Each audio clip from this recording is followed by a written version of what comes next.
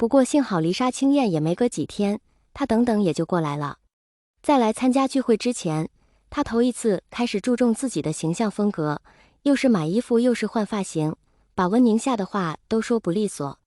因为在他这个经纪人眼里，他一向都是以天生丽质为荣，从来都懒得装点一下自己，毕竟事实也是，就算穿着随意，也掩盖不住自己超凡脱俗的俊美气质。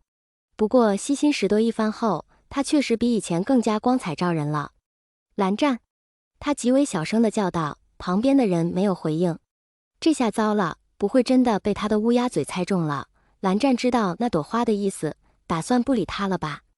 他环顾四周，趁着饭局还没开始，其他人还在乐乐呵呵地互相寒暄，着急地用手肘蹭了蹭身旁的人，加大了音量喊道：蓝湛。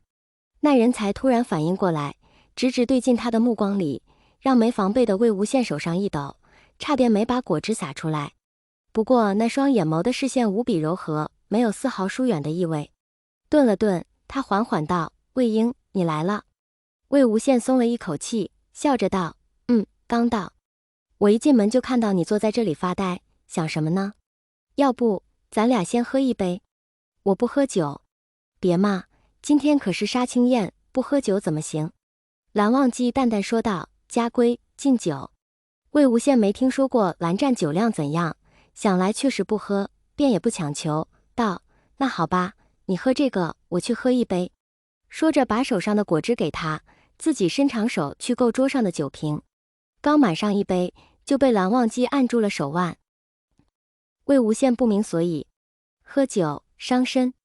噗哈哈哈，魏无羡被他这一副正经样子逗笑了，就一点点呢，没关系的，何况又是在饭局上，怎么能不喝酒呢？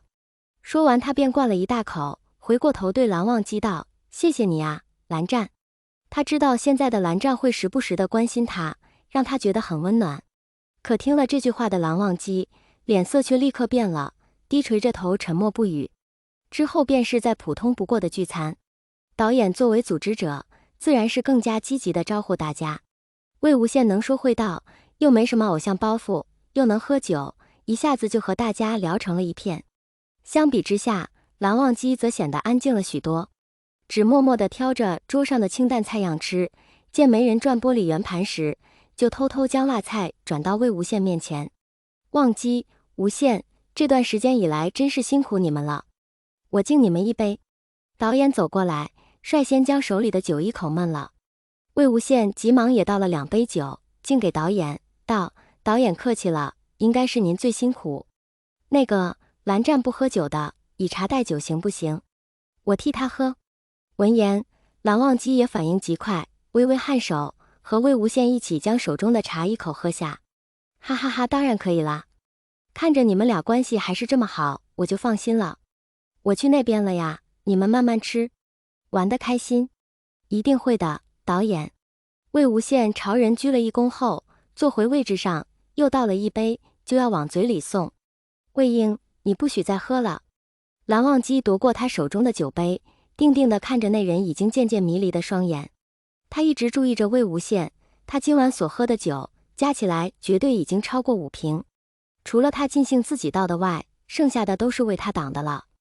哎呀，蓝湛，你说你怎么这么霸道呀？自己不喝，还不让别人喝了？我都说了，开心吗？魏无羡笑嘻嘻地看着他，重新拿了个纸杯过来。谁料蓝忘机一把抓住他的手腕，眼中似有怒意，突然将手中的酒一饮而尽。魏无羡呆愣了半晌，还没反应过来情况，3秒后就看着蓝忘机在他面前倒在了桌上。蓝湛，蓝湛！他一下子清醒了，连忙去推身旁人的肩膀。没有谁会在喝一小杯酒后是这个反应的。他满脑子都是，蓝湛不喝酒会不会就是因为酒精过敏？现在这样子，可千万别是酒精中毒了呀！他焦急的呼唤声一下子吸引了大家的注意力，几乎所有人都拥过来，场面十分混乱。蓝湛，魏无羡伸出手探了探他的鼻息，没什么异常，也没出现什么过敏反应，就是怎么叫都不醒。导演赶忙过来查看一番情况后，拍了拍他的肩道：无羡，你别着急，忘机应该只是睡着了。他经纪人来了吗？魏无羡摇头，表示并不知道有这号人物。那你先送他回去吧。你们俩是公众人物，在外面住不方便。可是，那好吧，你们慢慢玩，我们俩就先走了。导演，实在是抱歉啦。一边说着，他已经抓起了蓝忘机的一条胳膊，搭在了肩上。为了不被人认出来，他尽可能快地赶到了地下车库。那人依旧沉沉睡着，他不知道住址，也就不知道该去哪儿。唯一认识的蓝湛身边的人，就只有他大哥了。可又因为上次见面太匆忙，他也没有联系方式。无奈之下，他只能拿出蓝忘机的手机，用睡着的人的指纹解了锁。忘机，怎么突然打电话过来？聚会玩得开心吗？我听说魏先生也去了。魏无羡有短暂的疑惑蓝曦臣为什么要提自己的名字，不过现在这一切都不重要了。抱歉蓝先生，我是魏无羡。哦，那忘机现在在你身边吗？发生什么事了？在，只是蓝湛他看了身旁的人一眼，道：他喝醉了，我想送他回去，但不知道他住哪里，便只能打扰你了。电话那头的人立即明白了状况，笑道：现在家里没人，忘机应该没带钥匙，就算到了也进不去。若是魏先生不嫌弃，可否让忘机在你家中小住一晚？啊，这样啊，可以是可以，但是那就多谢魏先生了，明日我会去接他。忘机就麻烦你照顾了。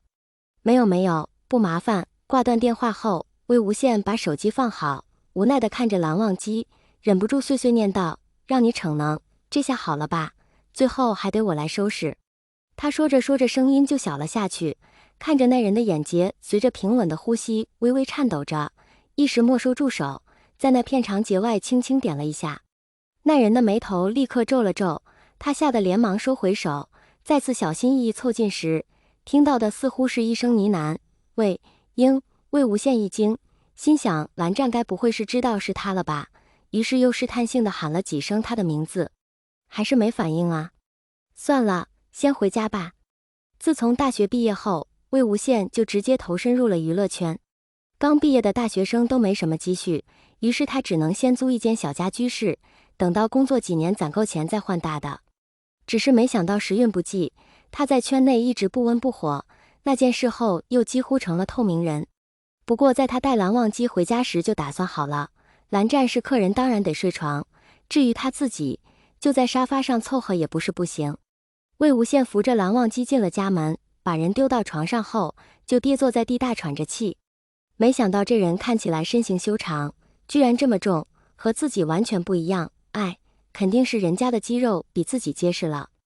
想到这里，魏无羡的脑海里不禁闪过那具有形的躯体。虽说拍那啥戏的时候，他没敢怎么盯着看，但光凭瞟的那几眼也足够他做出这样的判断了。这样一对比下来，他又有些不服气，明明他也常健身的，怎么身体看起来就那么白净天然呢？蓝忘机睡着时很安静，醉时也睡得很沉，被人连拉带拽了好一些时候，居然还是没有醒来的迹象。